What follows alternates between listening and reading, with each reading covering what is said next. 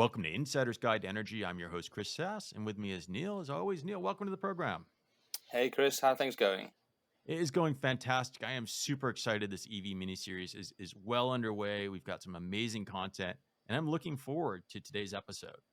Yeah, this is an interesting one where we're going to cover a chunk of regulation, a chunk of policy, a chunk of data, and potentially open up some of the thinking around why we're going electric and who's driving some of the thinking that goes behind that.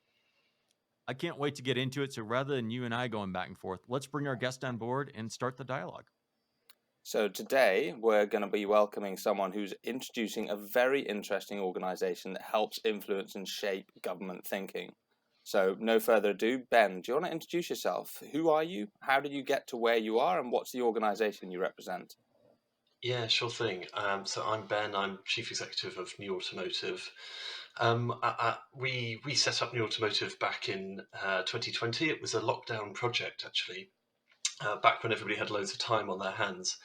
And I think for me, there was a big gap in organisations doing sort of research and analysis and looking at the data around the market trends and what is driving the switch towards electric vehicles. So I come at this from a sort of policy perspective, I suppose. I started my career working in politics and then increasingly on environmental and climate change and energy policy in the UK Parliament. And I was always a bit struck that transport was responsible for such a huge chunk of emissions. And whereas, if you compare it to the power sector, where there's all sorts of organizations providing analytics and research and looking at the trends in the power sector and emissions there, transport was it always felt a bit neglected, particularly road transport. Lots of the NGOs in the sector were focusing on switching people over to sort of active travel and walking, cycling, public transport as well. But for me, the abiding question was always, how are we going to switch the 80% of passenger miles in the UK that take place in cars over to a zero emissions alternative? So me and a couple of other people set up New Automotive back in 2020, and that was primarily to start kind of guiding people and using data to guide people about this transition, and that includes policymakers, and that's the bit that I was always most interested in, but also consumers as well. And we have lots of consumer tools and guides out there as well. So just to get our nomenclature right, you say transport. Is that different than mobility? Well, that's a very interesting question. Yes, I suppose so. Yeah, I mean, that's Sorry, a I'm a difficult question, master Chris. of challenging questions because I just don't understand. But I heard you use a different word than I've been using all along. And if I should be saying transport, I want to understand, or your meaning may be different than mine, mobility. I suppose mobility might refer to the ability to access transport, right? If you're immobile, then you have no access to transport. So maybe that's the difference. Transport is maybe how you're going to get from A to B, and mobility refers to your ability to get from A to B. Okay. Yeah, I don't want to get hung up on it. I just Yeah. nomenclature. So you started this project not so long ago, Yeah. and it seems to be a fairly successful project. What kind of reach and influence are you having today? Yeah, I think it feels like we've really captured a trend. I think one of the things that we've done, which has been really successful, is every month we publish statistics covering new car registrations in the UK, looking at the growing numbers that are fully electric or hybrid, and the decline in diesel and petrol registrations. And actually, when you start publishing a data series like that, you put yourself really at the center of a sector, and I think for us that's been the real success. We've seen our brand awareness, if you like, to use a kind of marketing term, go from strength to strength, and that's actually that data, and tracking that data regularly gives us a really nice overview of the market and what's changing in the market. And suddenly it finds that it opens all sorts of doors and starts all sorts of conversations around the role of policy, consumer demand, and issues like that. And one of the things I'm really excited about is I've seen a lot of my peers using the infographics, the data, the regular updates to tell a story. And there's this lovely sort of like a pie wheel chart that shows this green wedge of electric vehicles registered in the UK getting bigger, bigger, bigger, bigger. When's it going to like strike that sort of 50%? And it's an incredible story. So you've now got like this resource of data. How do you take all that data and then move forward? You know, I'm aware you've sort of done some analytical reports. You know, what do you do with that data? What's the longer term goal? Yeah. I'll just to let you know, actually, the technical term for those charts is a sunburst plot. That's what they're called. People often call them pie Cool. charts, but they are sunburst plots. Anyway, yeah. So I mean, the data is at the heart of everything we do, right? Because data helps people when it's explained and when it's made accessible. Data helps people make better decisions. So one of the things we do is we use it to help consumers make better decisions. So we have a tool on our consumer guide website, electriccar.guide, which where people in the UK can go and they'll put in their car's registration number. It will then look up in our database, which is based on the UK government's database of vehicles, how much they actually drive each year and how much they're probably spending on petrol or diesel, and then calculate based on the latest market prices what they would be paying to do that distance in an electric car, and that helps them understand what their personalised running cost savings would be. Because I think lots of people will tell you, well, electric cars are more expensive to buy, which is true. They do cost a bit more, but they do come with this running cost saving. And lots of people don't understand that and don't factor that into their purchasing decisions. So when people get access and sight of that data, they can make better decisions there. And then I think on the sort of market analytics and government side, I think we're going to look at opening up more data around different vehicle types, potentially also looking outside of the UK. The UK is a big market, but in the context of the world, it's pretty small. So and a pretty small chunk of global emissions. So we need to start thinking more broadly as well. Now, you have data. How are you accessing the source? Is this public data and APIs that were there that you just chose to access, or did you have to set up a whole new process to get the data and expose the data? They're mostly public APIs that already exist. We have an agreement with a government agency that regulates vehicle safety in the UK. They give us access to some data through that, but yeah, they're mostly a combination of public APIs and public data sets that are very kind of disparate. And largely what we've done is a kind of aggregation exercise. So we pulled it all together and we keep it in one place, and that gives us a real resource that we can then open up to people. And then what are people doing with your data at the moment? Where are they going with the data? Well, I think we see lots of people using it to create their own market analysis reports. I mean, people love to share it on social media as well, and every month when there's new registrations, then people love to share that news. We also see other organisations who are doing kind of pro electric vehicle advocacy, taking the data and using it. If they're in the UK, then they use it for their own kind of campaigning and their own purposes. If they're overseas, it's often a really useful thing for them to show, well, look at what's going on in the UK market, and how do their own situations compare to the UK. And then the other thing that we see increasingly is kind of people at quite a local level in the UK are increasingly interested in the data. And that ranges from local authorities who are planning the charge point infrastructure, because we provide this localized breakdown of car sales across the UK. And so if you're a local authority in one area and you're responsible for making sure that there are enough charge points going into the ground to match demand, that data is really valuable. Or if you're really interested in like cleaning up the air pollution in your area, perhaps you live in one of the UK cities that has illegally high levels of air pollution, then understanding the changing mix of vehicles on the road, that can be really helpful to people running those campaigns. So you started to alluding to the charge point infrastructure. And, there's a bit of a chicken and egg problem, perhaps, from what I understand it. Once again, I'm no expert on these things, but from the layman's point of view, it seems chicken and egg. And we're also looking, I think, with the automotive industry, since it's very private sector and consumer driven or revenue driven or business driven, you're looking at some sort of public private alignment to make this happen if you want the transition. So maybe you can share your thinking on where the UK is on its infrastructure and how much is government's role in making this transition happen, because a lot of people may not want to buy an EV yet, with the perception that it's either more expensive. So you've already debunked that or talked about that in your numbers. And now the question is the infrastructure there? If everybody gets an electric vehicle, what happens?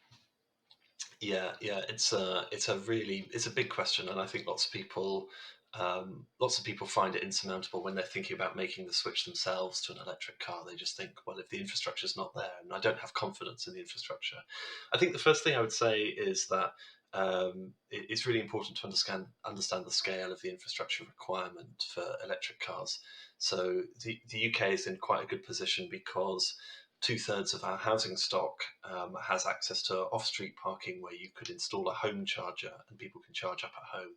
So the vast majority of people who will have an electric car will charge primarily at home. So it'll be really convenient and easy. And the latest survey shows that 9 in 10 or more of electric car owners in the UK, that is currently how they do most of their charging.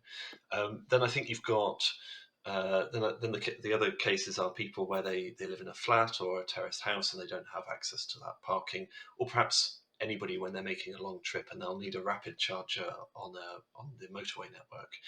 And I think that that network certainly is not perfect in the UK now, and we've seen issues around kind of public holidays when lots of people are getting into their cars, and particularly at the moment in the UK we have a lot of industrial action on the rail network that's reducing the number of train services available. It's driving more people to get into their cars, and that's then causing a few bottlenecks. I think that infrastructure, it will only improve, but I think there are things that government can do to set the regulatory framework so that the infrastructure meets people's needs. And I think there's broadly kind of two areas here. One is what can national government do in the UK, and I think they've got to make sure that the right standards are in place in terms of the reliability of the charge points at the moment. So that's a common complaint, is that they're not currently reliable. Then I think the other piece is transparency around pricing. You go past any petrol station in the UK, you've got one unit that is used to price up what you're going to buy there. Charge points then don't quite currently work like that. There's membership schemes, or there's monthly subscriptions, and then there's the unit cost of the electricity. That all needs simplifying and turning into one standardized unit that people can start to learn to understand. Then I think at the local level, local authorities need to play a role, because if we leave this all to the market will follow the demand for the vehicles, and we will get that chicken and egg problem. We'll get charge points going in where there are currently high levels of EV uptake, and then we'll get the black spots. So we need local authorities to start playing a central role. And there's some fantastic examples of local authorities in the UK who are really driving things forwards. I love to talk about Coventry City Council. Coventry is a city of about 350,000 people. It has attracted as much funding from central government as the entirety of Greater London, which comprises 8 million people, to install a network of charging infrastructure. The infrastructure is reliable, and it's actually super cheap right now. It's remained cheap despite electricity prices going up, and it means that Coventry has a basic level of coverage and access to charging, which is almost unrivaled in anywhere else in the UK. So we need more areas to follow that lead.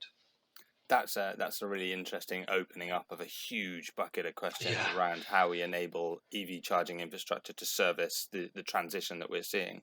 I think if I was going to pick on one point, I'd start with this question around sort of national government, local authorities, and ultimately the private sector, because although there is a need for infrastructure in a range of like rural locations, the private sector does have a lot to deliver in this ecosystem. And what I'm finding really exciting is the rise of private groups of individuals who own land in the right locations, who are choosing to actively install charging. And I'm thinking, petrol stations first, but also the rise of things like supermarkets.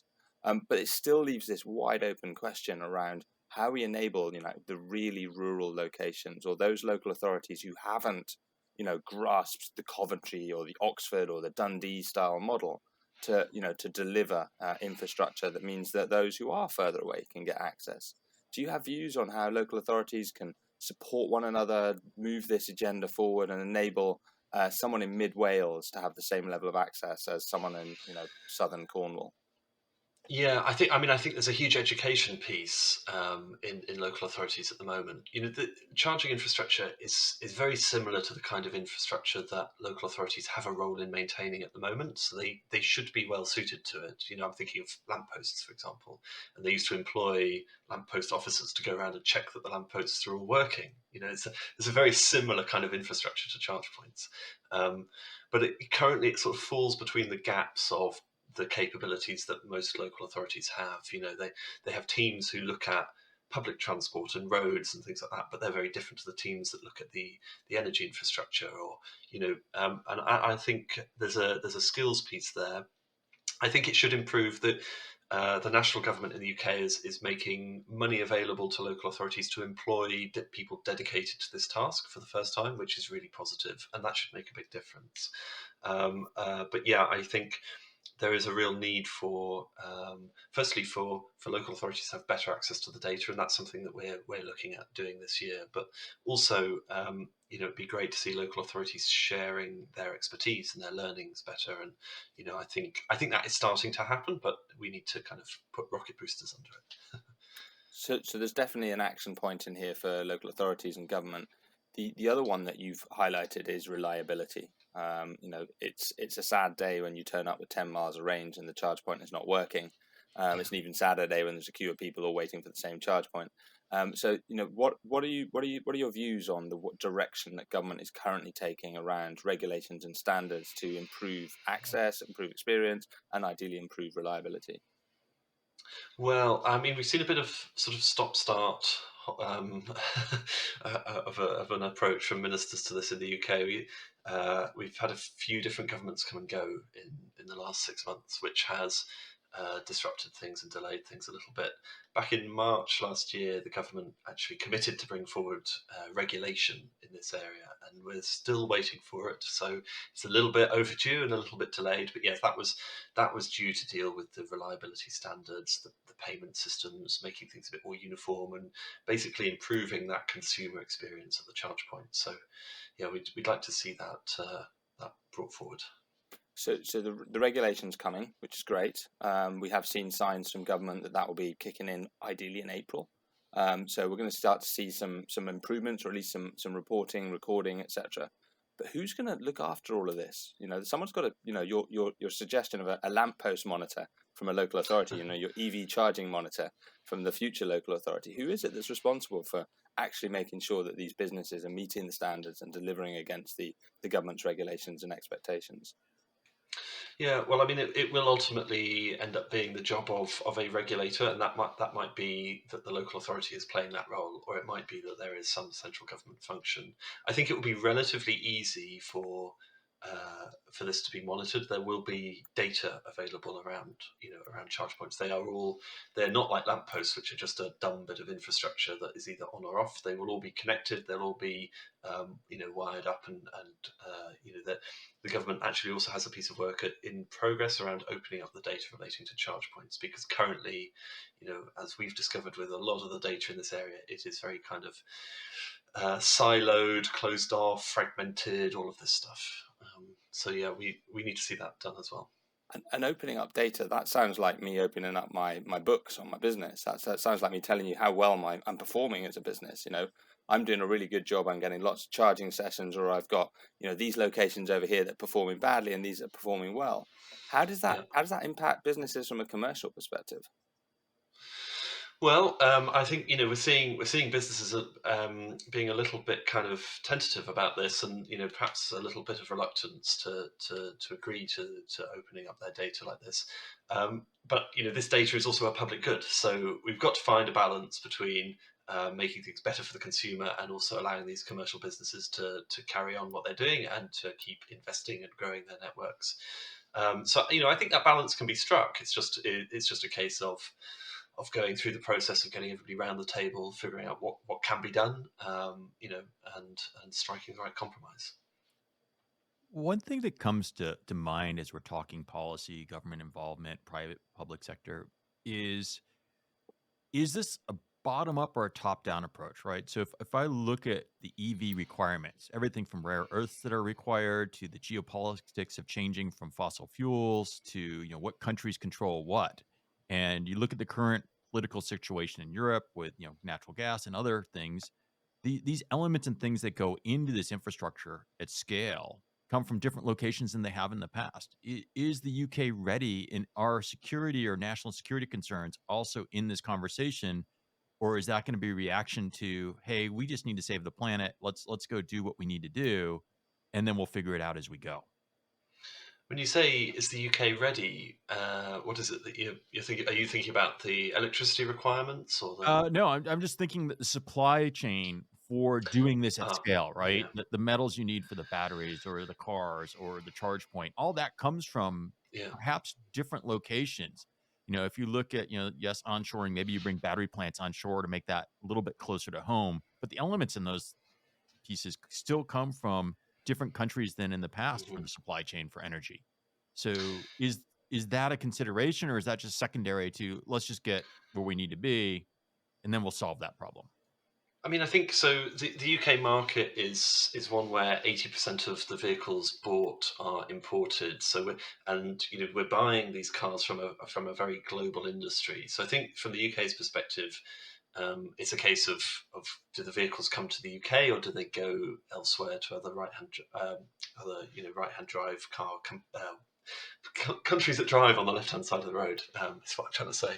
So yeah, the question is, can the UK attract these vehicles from a global market, and do we want the emissions reductions and the benefits that come with that here in the UK, or do we want to let them go elsewhere? And how do we remain an attractive place to sell those vehicles, really? And I think the car industry is a global industry, and I think if the demand is there and if the vehicles are attractive to sell, then I think the industry will find ways to source the materials. um, yes, there are always problems in supply chains when you go through these transitions, when you have a new technology that's growing very quickly, and particularly in this case where you've got government standing behind that transition and saying they want it to happen. Yes, you're going to get supply chain disruptions. Yes, you're going to get bottlenecks. Ultimately, the market will find a way. I think one thing we have seen though over the last year is that there is no supply chain has been unaffected by global events recently, and so we're looking at um, production of internal combustion engine cars and vehicles in the UK being very, very low relative to historic levels at the moment. Part of that story is the issues in the supply chain for those sorts of vehicles, and then also you look at the fuel supply, the where we're actually importing the diesel from to run the UK's 13 million diesel cars. That comes from some very troublesome sources. It's also extremely expensive. That's been hitting people in the pocket, driving inflation up. So there is no perfect solution here. But I think, to my mind, the electric vehicles are a much better option for the UK. So yes, I think the UK's approach has been and should continue to be: how quickly can we go at this? And we've talked a little bit about cost. That within cost, there's always this lovely question about tax. And I know you guys have done a bit of assessment of some of the government's assessments around tax. I love tax. I think it's fascinating. Do you Yeah. have some perspectives on tax that you'd like to share, particularly this huge question around the amount of tax on petrol and diesel and where that will go as we transition to electric? Yeah, I mean, look, this is an area where there are more unanswered questions than there are answers. But so the situation at present is that motoring is a huge source of revenue for the UK government, and that largely comes from duties or taxes levied on the sale of fuel. Um, and as we transition and of course, electric vehicles have benefited from tax exemptions and fiscal incentives. And these are expensive to maintain, particularly as the transition kind of matures and becomes, and gathers pace. I think in terms of how the government replaces the fuel duty revenues that are lost, I think that ultimately we'll have to move towards some kind of per mile charge on motoring.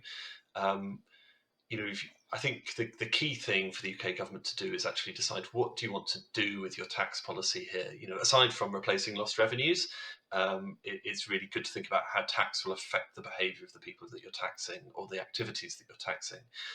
We know that the biggest social externalised cost of motoring is actually not the emissions, it's actually the congestion in the UK. That's the biggest cost of the economy. So some kind of per mile fee that addresses that cost is probably sensible. We've seen the government start to kind of move towards increasing taxes on electric cars. One of the ways that they're doing that is at present in the UK, if you're the registered keeper of a car, you pay an annual fee. It's called vehicle excise duty. Electric cars currently pay a zero-rated rate of that tax, and from 2025 they will mostly pay the standard rate for most petrol and diesel cars, which is £165 a year. Now, I think it's very sensible that electric cars should at some point start to pay that rate. There's issues with how the UK government are doing it, and I think this is a challenging area to navigate for the government. One of the consequences of what they're proposing is that there will be around somewhere in the region of 7 to 8 million older cars that will pay, due to a quirk in the tax system, will actually pay a much lower rate of vehicle excise duty a year, some of them as little as £20 a year, than electric cars. If you're a consumer, that means when you're looking at what car to get, particularly in the second-hand market, you might be choosing between an old VW Polo diesel, 1 litre diesel, paying £20 a year, versus a 2017 Renault Zoe, similar sized 3-door hatchback cars. The Zoe, which is the electric, the cleaner choice, you're paying £165 a year. The Polo, you're paying £20 a year. That just doesn't seem to make sense, really, from the perspective of trying to get people to do the right thing. And also, from an emissions perspective, the thing that matters really is vehicle retirements. It's how quickly those vehicles get off the road. If you're giving them a tax incentive, then you're potentially keeping them on the road for longer, polluting for longer. That's not good from a climate change perspective. Yeah, this is a fascinating ecosystem. It always takes you back to the old statement of, if it moves, tax it. If it keeps moving, regulate it. And if it stops moving, subsidize it. And it does feel like we're going through that journey. Yeah, definitely. So if you had a learning from doing this, so if you've learned from the last few years, what piece of data do you not have access to now that you think would move the needle in the future? Oh, The most significant one. yes. Gosh, I'll get my shopping list out. All right, I've got a long top list. couple that come to mind then? What is not easily accessible that could really change the world? Ooh. Yeah, I think that's a very difficult question. There's one fact that I keep rolling back to whenever I'm speaking to people about this transition, which is the percentage of vehicles on the road today that are battery electric. And we do have access to that data, and if you sit down and do the numbers, it comes out as somewhere less than 2% of all vehicles on the road are battery electric. Now, I debate this number a lot with people because there's a big gap between the number and the perception of the number. I've had people tell me that there's 10% of vehicles on the road are battery electric because they're in London and they see them every day.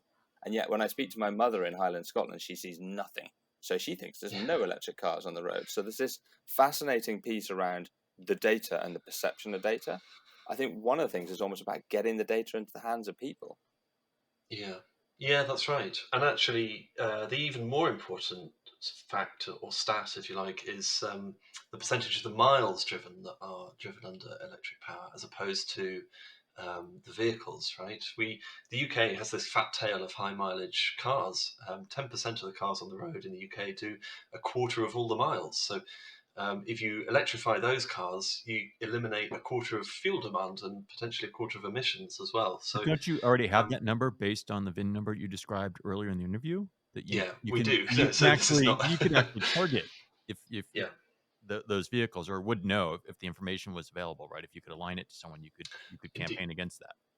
Indeed, yeah, we do. And actually, we one of the things we do is we target all of our consumer information at those high mileage drivers, so we can, because when they use our tools, they'll tell us whether or not they are a high mileage driver. We can always optimize our kind of processes to make sure that information is suitable to them. What is the profile of that top 10%?